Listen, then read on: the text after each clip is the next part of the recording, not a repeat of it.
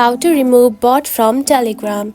If you have been using the Telegram application and want a read on how to remove the bot from it, don't worry. In this video, I will show you how to do it. So let's get started. First of all, open the Telegram application. Just like this. After that, you will find something like this on your home screen, which are the chats.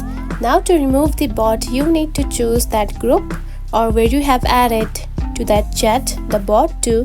Now select that, and after that here you can find the name of that group just right here at the top. Now select it. Then here you can find administrators just right here. Now tap on it. Then here you can find the bot just right here that you have added. Now simply select that bot's profile just like this. Now to remove it, simply tap on to dismiss just right here. Now select it. Then again tap onto this to confirm. Tap on it, and now you can see the bot has been removed. And that's it. This is how you can remove bot from Telegram. If you found this video helpful, don't forget to like and subscribe for more tips. Thanks for watching.